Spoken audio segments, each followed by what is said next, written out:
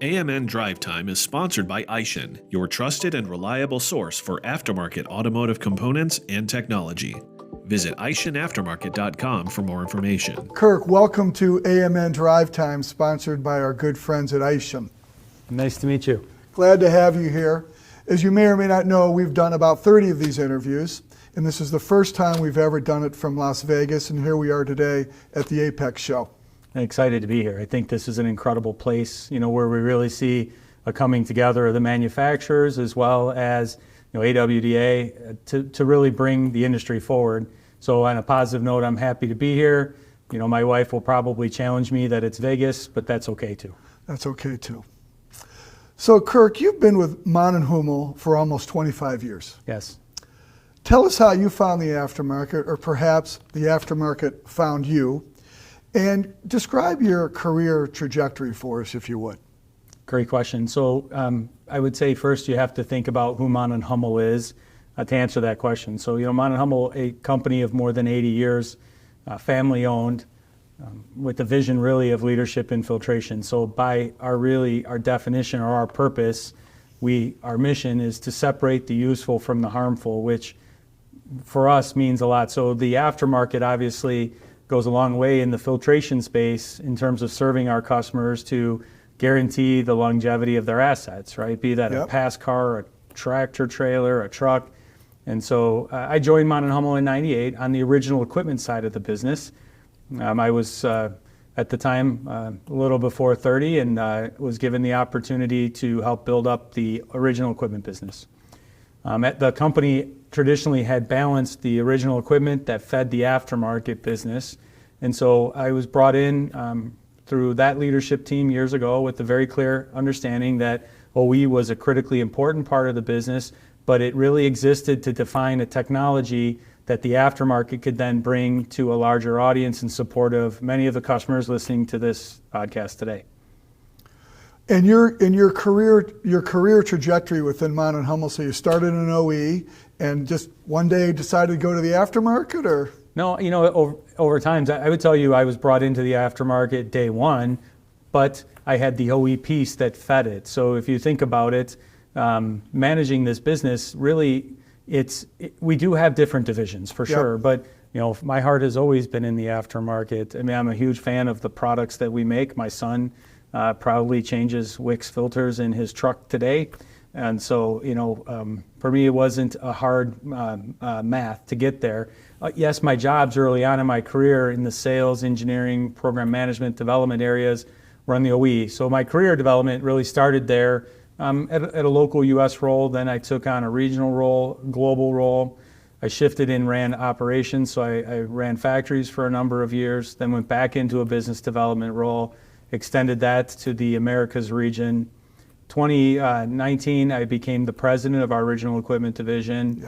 And then in 2020, I was asked by our chairman to become the CEO. So it's unique. I'm the first American CEO of a German family-owned business. But I think, with my 25 years of experience, the deep respect I have for our heritage, of what it means to be family-owned, of what it means to be technology-driven, which I think is the heart of what our German origins stand for, then I'm able to take those assets and with our people, which are our most important asset, then make something different for our customers than to experience. Terrific. So as a young professional, and you still are a young professional, were there any experiences or individuals that especially shaped your perspective on business and even life? Yeah, we had one example I could tell you. I was a program manager years ago, and we were working on an air cleaner system for General Motors. And about 8 months before launch, the lead designer for this vehicle looked at it and said, "This doesn't look good under the hood. This won't sell vehicles. We need to redesign it." And they wanted us to move the air induction system onto the engine. Now, in the OE space, anything under 2 years back then was a push. So we really had 8 months to try to figure out how to change this part, remount it, and change the appearance so that it had more customer appeal. We worked day and night and made it happen. And at the launch of that program, the plant manager as well as the lead designer on that vehicle, he came in and he set a part on a table. And he asked me, he said, Kurk, how much do you think that part costs? What's the value of that part? And I thought, okay, wow, he's going to want to negotiate at this point. And I was just so happy that our team made it happen. So I was a little resistant. And he said, I'll ask you again, what is the value of that part? And I said, John, I think it has a certain price. And he said, Kurk, you're not listening to me. And he said, I'll help you. He said, there is no value to this part unless in the end a consumer buys the vehicle. And so what we had 8 months ago, by no fault of anyone else, would not have helped us sell more vehicles. But because your team worked day and night and now have brought forward a product that has more value, the consumer will buy more vehicles and we all win. So there's really only value in what we do is that in the end, if a consumer has trust and buys the product. And he went on to tell me I couldn't make a lamp out of an air cleaner, which is true, and gave some other examples. So for me, that was a really important lesson early in my career that in the end, no matter what we do, the customer matters. Yep. So you mentioned it, Kurk, but you became president and CEO in December of 19, right before the pandemic. Technically January of 2020, and yes, before the pandemic. Just before the pandemic, kind of started in March, right? Mm-hmm. As CEO coming in at that, what were your key priorities for the company during that time? And how do you feel MANN+HUMMEL has fared through that pandemic? So we're in 23 now, we're definitely out of the pandemic, but sure. Really just for the last year or so, we've been kind of clear. So yes, it was unique. So I became CEO in 2020, January. Yep. I began traveling. It was interesting. I took a flight in early January 2020 to China. And every time I would get off a plane up until about the end of March, I got the benefit of being the first one called off the plane because I think back then they weren't really sure how to determine what COVID meant. So it already could tell something was different. And then when the doors closed in, I would say end of March to travel, I was in the United States. So then I had to figure out how to manage a global company virtually for a few months until we could manage to travel again to see our people and to move the topics forward. It was interesting. Technology helped. I would tell you I became proficient in things like Team and Zoom, and I prefer always face-to-face, but you learn new tools. But I would say overall the team fared pretty well. In terms of how we have moved since then, the issues have largely subsided. COVID is by and large now managed. Supply chain issues have been dealt with. And there's always a constant need to improve performance. In our own company, we still have many things we have to fix and things we have to write. And we work day and night for our customers to make sure we come back to that promise in the aftermarket of 95% fill rate consistently. And we're not there in full transparency, but we're working hard to get there. So MANN+HUMMEL announced an expanded distribution strategy in 2021, opening a West Coast distribution here in Las Vegas, yes. Coincidentally, right? In what ways has the company benefited from the move, and what ways have your customers benefited by that move? When you think about our business, we have the manufacturer of the product, which in the case of filtration, there are many SKUs. So, we're not talking about a few parts. Really, right. It's a large range. And so it's not only in the forecasting of that, what to build, it's the building of it, and then it's the efficient distribution. And what we realized at MANN+HUMMEL is the expertise in distribution could be better managed by a 3PL. So we found a partner, and we've worked with that partner and are continuing then to bring this ability to ship more efficiently forward to our customers. It's not perfect. It's like any project, taking time to develop, but we believe in the end, their expertise, this partner, with all of the technology, the digitalization, the ability to handle automation in the complexity of our business. Again, in the filtration space, there are many, many SKUs. Right. Married to our ability to produce efficiently will in the end result in a better product and better delivery and better performance to our customer. It's a work in process, and again, we're working hard to bring that forward. Were you able to visit, or are you planning to visit your partner while in the neighborhood in Vegas? Yes, here? Always. So terrific. We check in. I mean, they are our partner, but really we have people embedded into their facility. They have people into ours. It's when you marry a third-party logistics provider, it's really a marriage. I mean, it's very difficult to simply have a wall between the two. So keeping close communications, making sure there's collaboration. Innovation has to happen with both sides, so these things happen. And of course, when I'm in a near a location, I visit it. Yeah, of course. So MANN+HUMMEL innovated in filtration, and one way it's doing it is through digital hubs. Yes. Explain what those are and some of the digital solutions in filtration that the company has continued to explore. Sure. When you think about the transformation we're in, there's a lot of different aspects of it, right? So we have the shift in product. Well, first let's start with OE. The number of internal combustion engine projects that would feed a traditional OE customer have dropped. You see more and more platforms coming in hybrid or full electric or even other propulsion systems. So what fed an innovation pipeline to the aftermarket, we've now had to make sure that the R&D, the engineering, and the capability in the aftermarket is there to bring forward advances, in our case, in media, in sealing solutions, in performance characteristics. So we continue to make that investment. Digitalization plays an aspect in that. If you think about our commercial industry, the ability to keep that asset running is a really important thing. So for them, making sure they understand when the filter needs to be changed, because the filter is effectively a downtime event to change out the filter. So if we could predict based on their usage when that filter could be changed, then we're able to increase their uptime and increase the value of the service. So we have products like Sense-It HD, where we can use this to understand the performance and really try to time the interval change, or even use that in a larger scale in a fleet management program so that the fleet manager can look at the assets and really make sure that he's timing the change interval. So not specifically on our product per se, but also feeding the system to make sure that we're providing the customer the best solution. You could say, well, Kirk, that could mean less filters, of course. But in the end, for me, it's about reliability and trust that when they use our product, it'll make their asset perform as desired and as needed.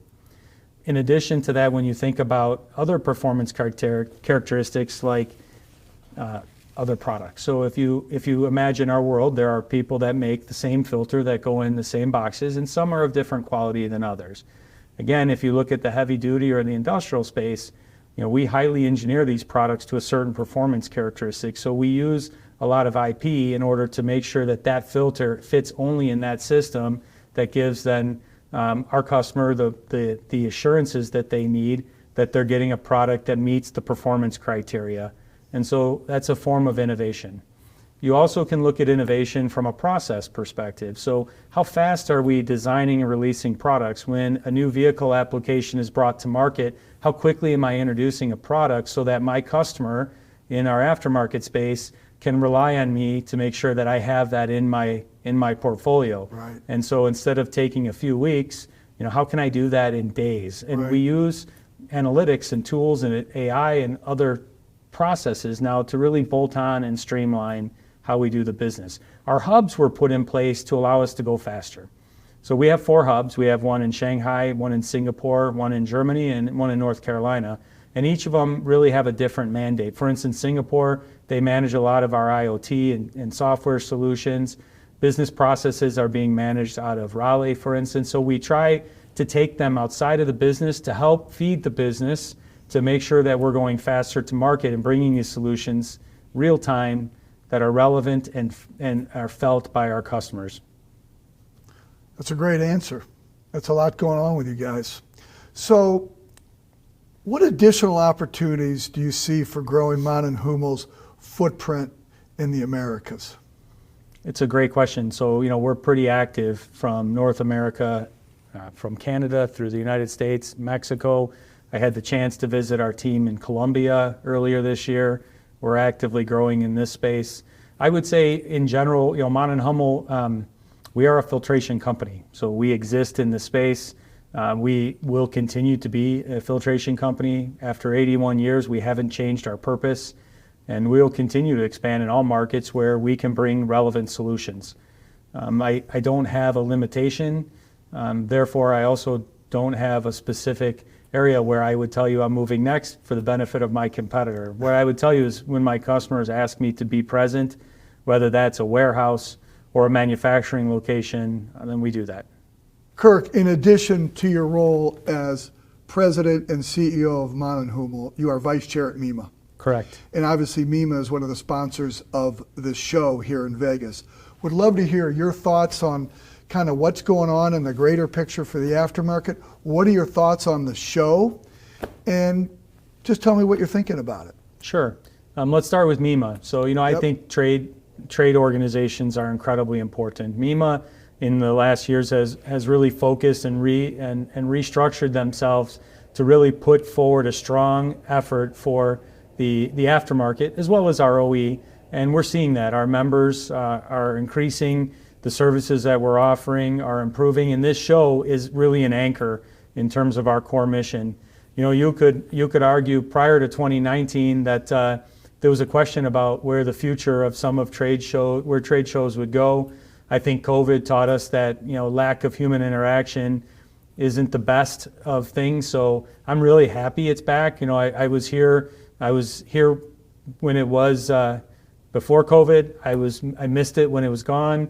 I was here with a mask immediately after, and now when I see it, the excitement behind it, it's important. I mean, the manufacturers, our distributors, the jobbers, the technicians, to collaborate in person.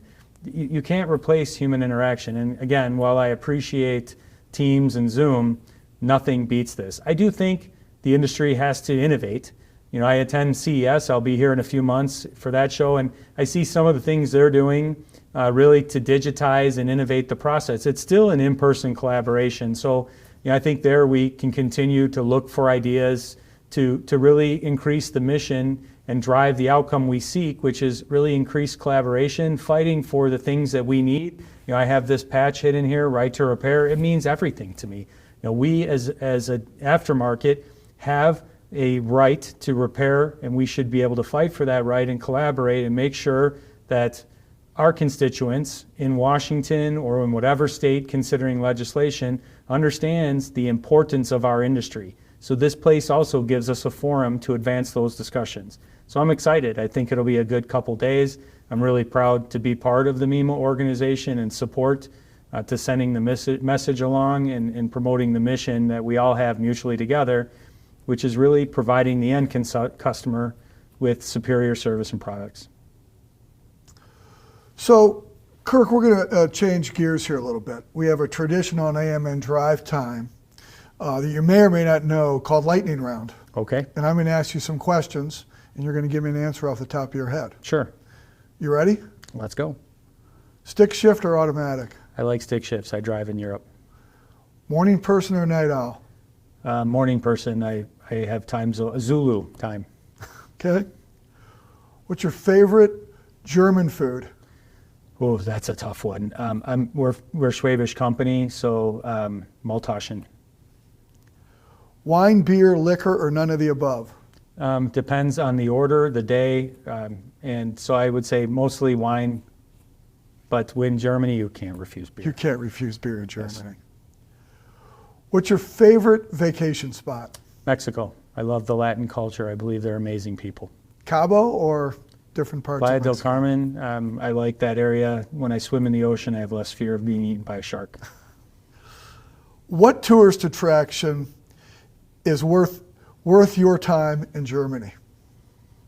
Also, there's tremendous history in Germany, Yeah. so I always go to castles. It reminds me, we have a lot in the new country. I still consider us the new country to learn Right. from. So, in our headquarters in Ludwigsburg, Germany is an amazing castle that if you happen to be near Stuttgart, it's absolutely worth the tour. You'll see tremendous, tremendous history.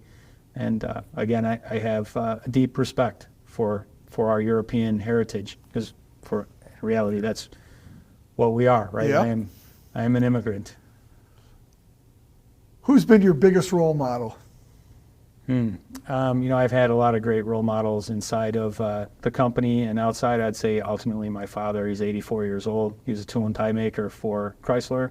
At the time it was Daimler Chrysler when he retired. Sure. He's an amazing man, simple man, and I know it's lightning round, but he gave a very good example. I was complaining about a year ago about the difficulties around us, and he reminded me what it was like to be in the late 70s and 80s, and then told me stop complaining and to lead, that it's my time.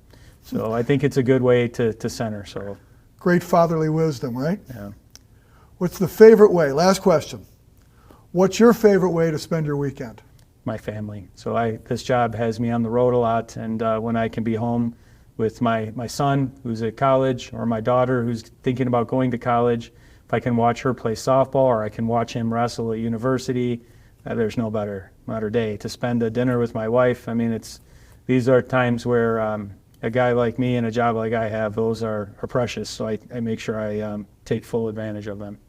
Terrific. Kurk, great to have you on AMN Drive Time, sponsored by Aishin. Thank you. Appreciate to be here.